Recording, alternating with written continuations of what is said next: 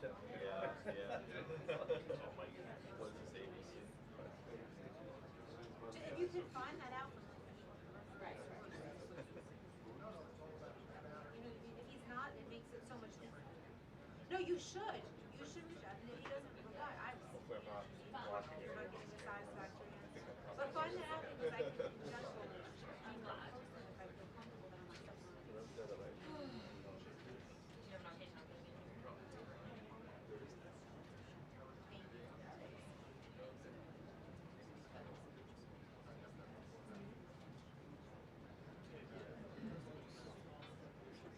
Let me know if it's good. No, it's good. Yep.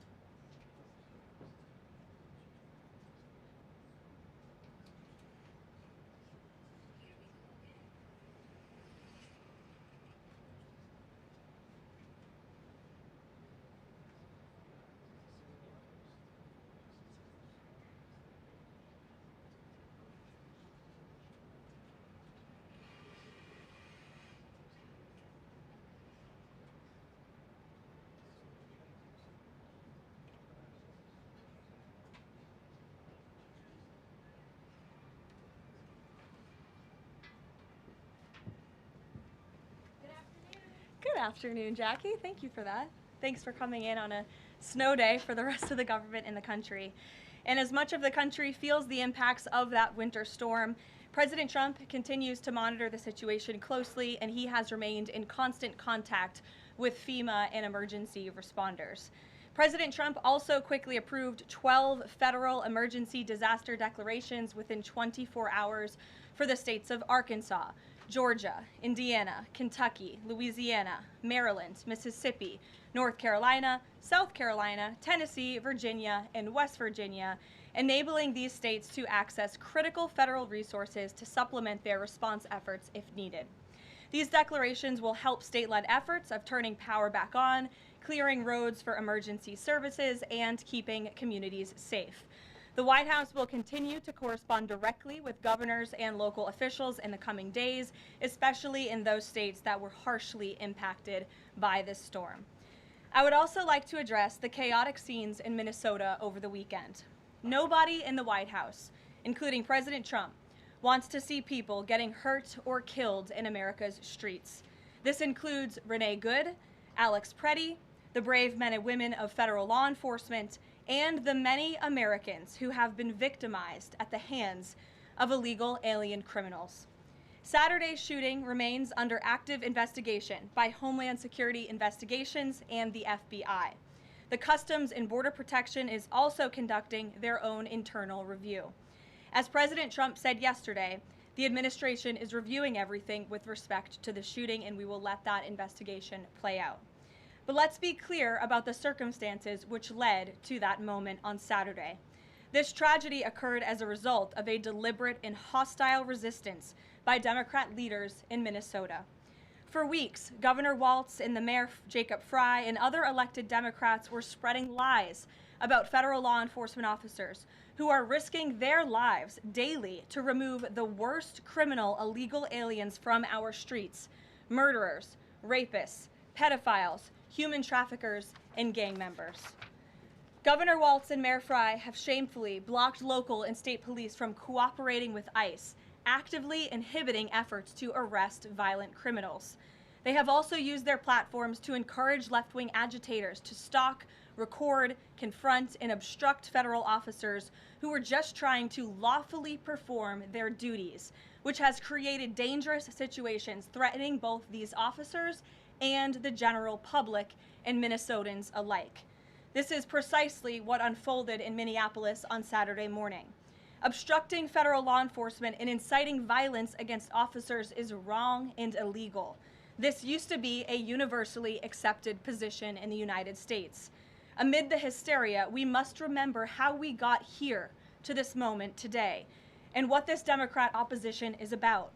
Former President Joe Biden and the Democrats opened America's borders for 4 years, inviting tens of millions of illegal aliens from all over the world to flood into our country. Among them, violent criminals who terrorized American communities and have inflicted devastating, permanent pain and harm on law-abiding Americans and their families. Yet we never saw outrage from Democrats or their allies in the liberal media over these horrifying crimes against U.S. citizens. The pain of American angel families was ignored and dismissed because it undermined the Democrat narrative. Innocent Americans like Jocelyn Nungray, Laken Riley, and Rachel Morin are just a few of the many victims savagely murdered by illegal alien criminals. Earlier this month, an illegal alien from Mexico with a long criminal history who came into our country under Joe Biden's administration threw a baseball-sized stone at a school bus carrying children in New Jersey and fractured the skull of an 8-year-old innocent child. President Trump promised accountability to these American families by securing the border, deporting every illegal alien who has committed crimes, especially and most importantly, violent crimes. Nearly 80 million Americans voted for him to deliver on that very promise, and he is. As the duly elected president, the president is fulfilling the will of the people by arresting and removing these threats from our country in cities from Los Angeles to New York and, yes, Minneapolis. Yet Democrat leaders in Minnesota with sanctuary city policies have actively defied federal immigration law and the will of the people. And as a result of that defiance, 2 Minnesotans have now tragically lost their lives on the streets of Tim Walz's state. It is President Trump's hope and wish and demand for the resistance and chaos to end today. That's why President Trump spoke with Governor Walz directly this morning, and he has outlined a clear and simple path to restoring law and order in Minnesota. Number 1, Governor Walz, Mayor Frey, and all Democrat leaders should turn over all criminal illegal aliens currently incarcerated in their prisons and jails to federal authorities, along with any illegal aliens with active warrants or known criminal histories for immediate deportation. Number 2, state and local law enforcement must agree to turn over all illegal aliens who are arrested by local police. And then thirdly, local police must assist federal law enforcement in apprehending and detaining illegal aliens who are wanted for crimes, especially violent crimes. If Governor Walz and Mayor Frey implement these common sense cooperative measures that I will add have already been implemented in nearly every single other state across the country, Customs and Border Patrol will not be needed to support ICE on the ground in Minnesota. ICE and local law enforcement can peacefully work together, as they are effectively doing in so many other states and jurisdictions. Additionally, President Trump is calling on the United States Congress to immediately pass legislation ending sanctuary cities once and for all. American cities should be safe sanctuaries for law-abiding citizens only, not for dangerous illegal alien criminals who broke our nation's laws and do not belong here. We hope Governor Walz will do the right thing and continue to work with President Trump to keep the American people safe following their call this morning. Americans overwhelmingly want exactly what President Trump is delivering: strong borders and strict immigration enforcement against the worst illegal aliens, of which there are still hundreds of thousands to deport from the interior of our country. The most peaceful way to carry out this vital public safety mission is for Republicans and Democrats to do it together, and for state and local law enforcement to work together with federal law enforcement. We want to let cops be cops.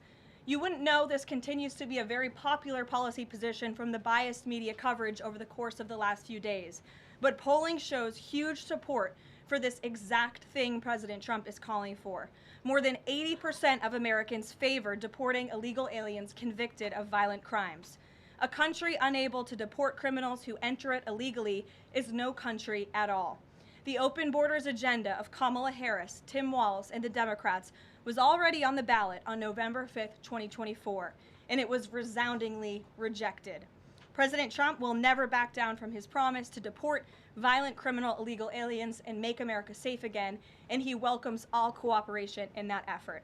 With that, I will answer your questions. And Jordan Conradson, why don't you kick us off today? Thank you for being here. Thank you, Caroline. Jordan Conradson from Gateway Pundit. I have a few questions. First, with respect to the shooting in Minneapolis, we're seeing massive outrage from mainstream media and the left, but I'm just wondering, where was that outrage when Ashley Babbitt, an Air Force veteran, was executed by Capitol Police Officer Michael Byrd, who she posed no threat to in the U.S. Capitol?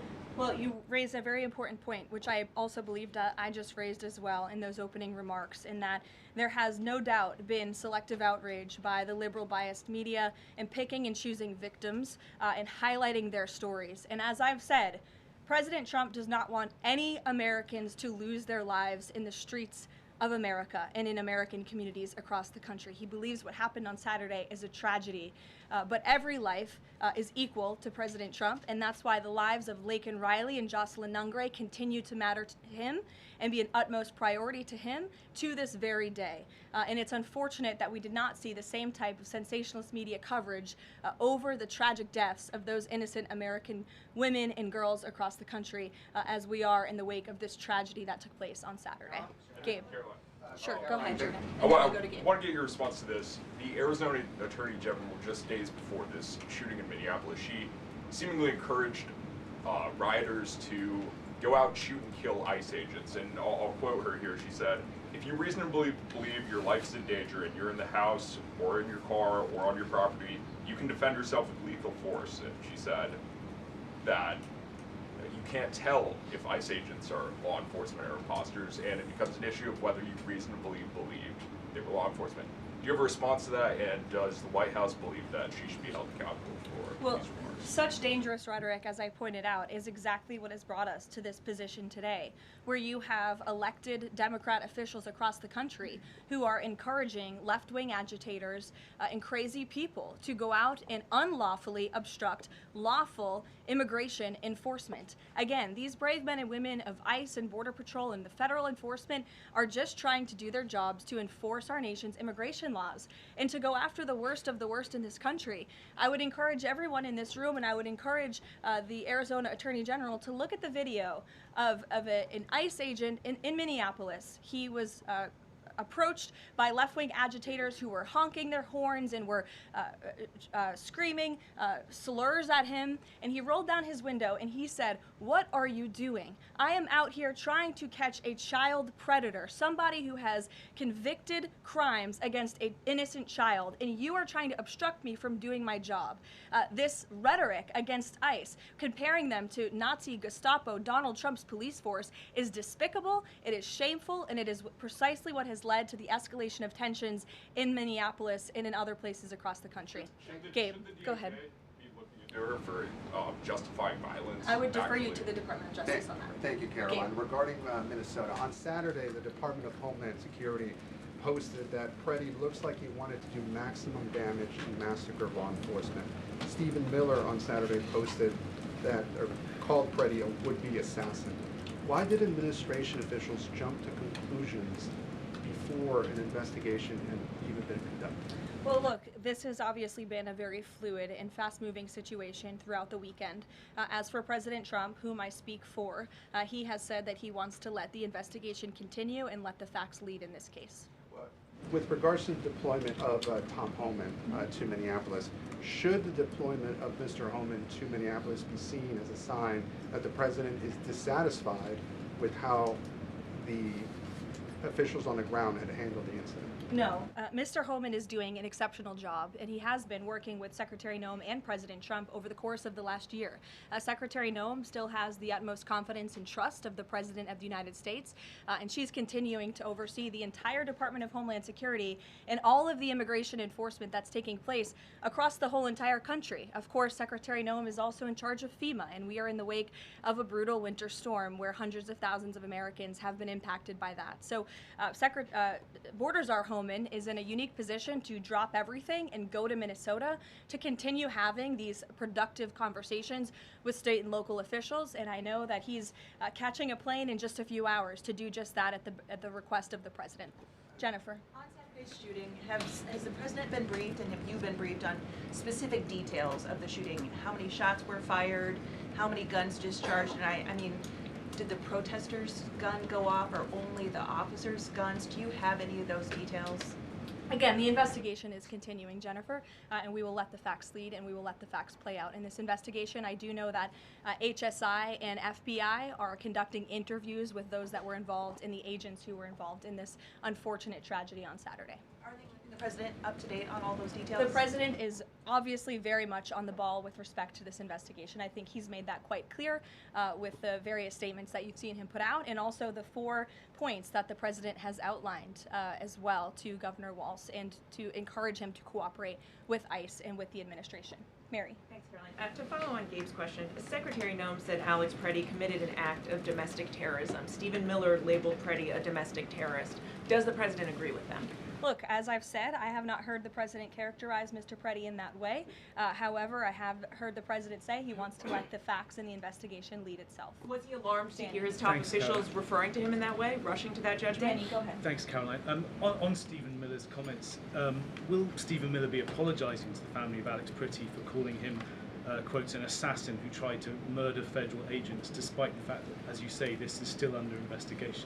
Look, again, this incident remains under investigation, and nobody here at the White House, including the President of the United States, wants to see Americans hurt or killed and losing their lives in American streets.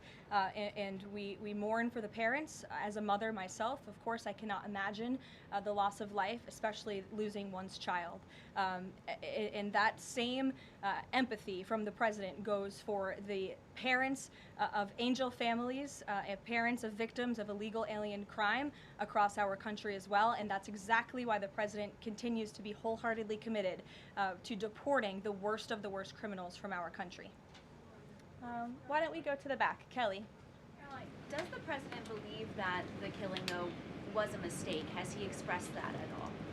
Again, the president has said, we have to review it, and this investigation needs to continue, and he's letting the facts on the investigation lead itself. Does he want the body camera footage to be released to the public? Now, that's not something I've heard the president commit to, so I won't do that from the podium. Sure. Caroline, how serious is the administration taking allegations that local and state officials in Minnesota are actively coordinating with demonstrators through encrypted or non-encrypted communications, as well as providing government resources to impede immigration enforcement operations? I'm sorry, Carrie, could you repeat your question? How serious is the administration taking allegations that local and state Minnesota officials are communicating with demonstrators to basically impede immigration officials? Well, we've definitely seen active organization amongst these left-wing groups, Carrie, and it is something that I know the FBI and the Department of Justice are looking into. Again, it is illegal to unlawfully obstruct lawful immigration enforcement in this country, and these agitators are making it nearly impossible for ICE to do their jobs and for federal law enforcement to carry out the will of the American people to deport the worst of the worst. I would just encourage everyone to please imagine in this room, all of you come to the White House every day to report on the President of the United States and the administration. You come into this briefing room, you walk through the gates of the White House. Just imagine if there were left-wing agitators or agitators of any kind who were in your face, who were doxing you, who were harassing you, who were physically threatening you, who were biting off your fingers in the case of two Border Patrol agents we saw this past weekend in Minneapolis. That would make it very difficult for you to show up and do your job here at the White House every single day. That's what these officers in Minneapolis are facing. That's why the president is calling on Governor Walz, Mayor Frey for these three very simple and common sense points of cooperation so that ICE and local law enforcement can work together. Again, we are just asking for police to be police. And if you ask any law enforcement agent or official, they want to be able to work with their federal counterparts at the state and local level and vice versa. Caroline. Thanks a lot, Caroline. Two questions. One is looking forward.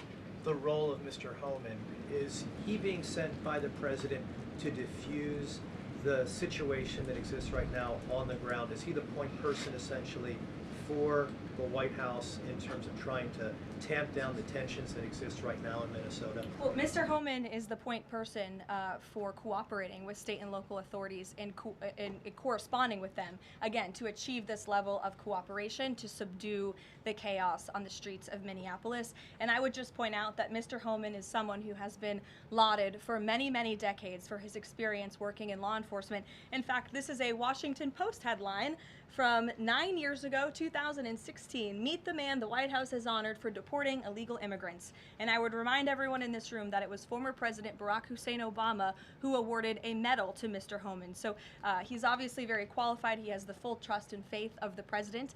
He will continue to have these meetings in the hopes that ICE and local law enforcement can cooperate and work together to have successful immigration enforcement, as we've seen in almost every other state across the country. And secondly, Caroline, can you talk a little bit about tomorrow's trip by the president to Iowa, what the purpose of that trip is, and what the goals of that trip are? Sure, yes. Tomorrow, President Trump will be traveling to Des Moines, Iowa. He will be making a local visit at a local business, and then he will be giving a speech on affordability and on the economy. And I know he very much looks forward to being there, to meeting with the great people of Iowa, but also lawmakers as well. Jake. Caroline, a couple quick questions. First, does the president remain fully confident in Kristi Noem's ability to lead the DHS? Yes. And then just secondly, just on that Wall Street Journal reporting that we saw yesterday, the president said at some point that the immigration enforcement officers would leave Minneapolis. Did the Saturday killing of Alex Pretti expedite that withdrawal at all? To your first question, the answer is yes. He still has confidence and trust in Secretary Noem. To the second question, I would point you back to what I said earlier. If Governor Walz and Mayor Frey implement these common sense cooperative measures, CBP will no longer be needed to support ICE on the ground in Minnesota. ICE and local law enforcement will peacefully work together, as they are effectively doing in so many other states and jurisdictions, to remove violent criminals from American neighborhoods across the country. Did Walz ask the president to remove the immigration enforcement officers? He asked the president to scale down, and the president reiterated what the president put out in his statement yesterday and what I'm sharing with all of you as well. I would just add on this level of cooperation a few statistics that I think are very important. 7 of the top 10 safest cities in the United States cooperate with ICE. And we've seen historic turnaround in safety in cities that have chosen to cooperate with ICE, that are not just led by Republicans, but also look right here in Washington, D.C. We had a great level of cooperation with Mayor Bowser and the local government, and we have been able to remove thousands of illegal aliens from the District of Columbia, where you all live, so you can thank President Trump for that. The murder rate in Washington, D.C. has plummeted as a result. There were no riots, there were no protests, nobody was tragically killed as a result of that level of cooperation between federal and local authorities. And again, that's all the president is asking for in Minnesota. It's totally common sense. Jared, go ahead. Thank you. Karoline, in this process, you continue to describe the situation in Minneapolis as chaos. Was there any mistake made by Secretary Noem that led the president to send Mr. Homan there? I'm sorry, I don't understand your question. Did Secretary Noem make a mistake which led to... If she made any mistake that could lead the president to send Mr. Homan to Minneapolis? No, as I already mentioned, Mr. Homan has been working alongside Secretary Noem and for the president over the course of the last year. And again, he's uniquely positioned to hop on a flight to Minnesota today to continue this correspondence with state and local authorities, and that's what he's going to be doing. Fran. Karoline, is it the White House's position that Americans have the right to show up to these ICE operations and film, document, or protest the law enforcement actions? All Americans have a First Amendment constitutional right, of course, but Americans do not have a constitutional right to impede and obstruct lawful immigration enforcement operations. That is actually a crime, and it's something that we've seen taking place in the streets of Minneapolis, which again is leading to these dangerous circumstances that these federal law enforcement officers have been forced to work within. With respect to the call with Governor Walz this morning, the president described it as respectful. He said, we seem to be on a similar wavelength, but you had strong criticism for the governor and the Minneapolis mayor, Jacob Frey, just now. So could you explain the difference in tone between what the president had said in his True Social post and I think some of the criticisms that you just levied from the podium? Fran, I think the criticisms that I laid out, I'm painting the picture for all of you in this room, are what led to the moment that we are in today, where Governor Walz and President Trump are having a conversation, a constructive and productive conversation to end the chaos and the lawlessness that has taken place in Governor Walz's state. Elena. Thank you. I had a question. With Homan now going to Minnesota, is Gregory Bovino also going to remain in Minnesota overseeing these ICE operations? Mr. Bovino is a wonderful man, and he's a great professional. He is going to very much continue to lead Customs and Border Patrol throughout and across the country. Mr. Homan will be the main point of contact on the ground in Minneapolis. And to follow up, given what we've heard from several Trump administration officials, people like Stephen Miller, as people point out, calling him a domestic terrorist, Bovino saying that Pretti was out to massacre law enforcement, why not require ICE agents to wear body cameras to clear up some of the disputes that we are hearing from witnesses and video footage versus what the administration has been saying? Well, that's a policy question that I know the policy folks in the building are having with members on Capitol Hill, and I'll leave it to them and the president to make that decision. And I just have a final question is on, you were talking about the level of cooperation that the president talked about with Governor Walz. Will the administration commit to cooperating with local officials on this investigation into Alex Pretti? The president spoke about this with Governor Walz and said he would have a discussion about it. He did not make a commitment, and so therefore I won't make that commitment here. I would just remind all of you in the media, because I've seen a lack of reporting on this fact, there are investigations into what took place on Saturday. The Homeland Security investigations and the FBI have teamed up for an investigation, and there's also an internal CBP investigation, an internal review of what is happening on the ground in Minnesota. The president supports those investigations, and as I've said repeatedly, he wants to see them move forward. Phil. FBI Director Kash Patel said in a Sunday interview, quote, "You cannot bring a firearm loaded with multiple magazines to any sort of protest." Does the president believe the Second Amendment rights remain in effect even when protesting? The president supports the Second Amendment rights of law-abiding American citizens. Absolutely. There has been no greater supporter or defender of the right to bear arms than President Donald J. Trump. So while Americans have a constitutional right to bear arms, Americans do not have a constitutional right to impede lawful immigration enforcement operations. And any gun owner knows that when you are carrying a weapon, when you are bearing arms, and you are confronted by law enforcement, you are raising the assumption of risk and the risk of force being used against you. And again, that's unfortunately what took place on Saturday. Will his mission continue to be focusing on illegal immigrants with a criminal history, or will it be on illegal immigration generally? Mr. Homan will continue to enforce our nation's immigration laws, especially deporting the worst of the worst criminals in Minnesota who have committed violent offenses. And I would just remind all of you that this important work is continuing to be carried out. In just the last few days, I'm happy to provide this packet to anyone in the room. ICE has arrested multiple violent criminals, illegal aliens within Minnesota. Many of them have convictions for assault, driving under the influence, fraud. This individual here I'm looking at was an aggravated felon with multiple convictions for larceny, fraud, and forgery of checks, vehicle theft, drug possession, domestic assault, inflicting bodily harm on another, criminal convictions of larceny, identity theft, again, charged with driving under the influence. These are extremely dangerous people who Governor Walz and Mayor Fry have allowed to roam on their streets, and all the president is asking for is cooperation to arrest individuals like this and deport them from the United States of America. I'll take a couple more. Go ahead. Okay. So this weekend the president posted that this is a cover-up of the fraud in the state of Minnesota. He also posted Minnesota is a cover-up. These both happened after the shooting. So given that these came after the shooting, what is the this here? What is the cover-up he's alleging? Yes, it's a good question. I've spoken with the president about this at length. What the president is referring to is the fact that you have Governor Walz and, again, the mayor, who have been encouraging these left-wing agitators to come out and to harass and to dox and to threaten ICE and to make this conversation about and smear lies about federal law enforcement who, again, are just trying to do their jobs in an attempt to distract from the widespread, massive fraud that has taken place in their state.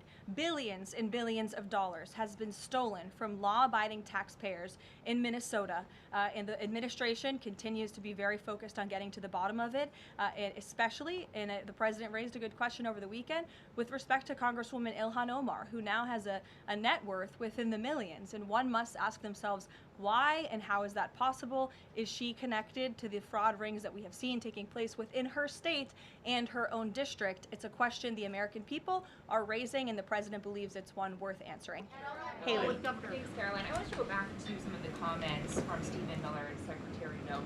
You've made clear the president wants to see the investigation play out when answering some of the questions on the specific details. Is he concerned that some of those definitive statements made by other officials risks public perception of the credibility of those investigations now playing out? Again, the president believes that these investigations are credible, they are continuing, they are active, and he wants to let them play out.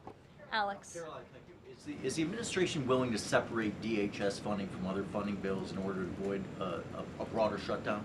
Look, at this point, the White House supports the bipartisan work that was done to advance the bipartisan appropriations package, and we want to see that passed.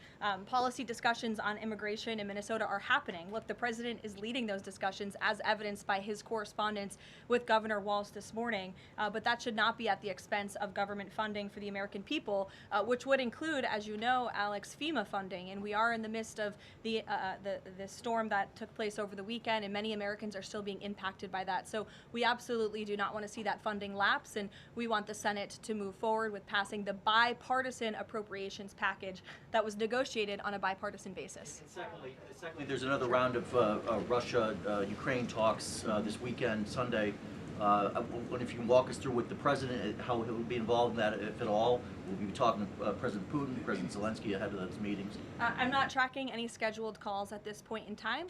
However, the president remains deeply involved, and of course he's being apprised by his advisors, namely Jared Kushner and Special Envoy Witkoff, on these talks. They had a multilateral meeting this past weekend, which didn't get a ton of coverage, but that was historic in nature, where the president's team has really brought two sides of this war to the table together to move the ball closer towards peace. So the president is not giving up on the peace process. He obviously just met with President Zelensky when we were in Davos, Switzerland, but I'm not tracking any calls scheduled for this week.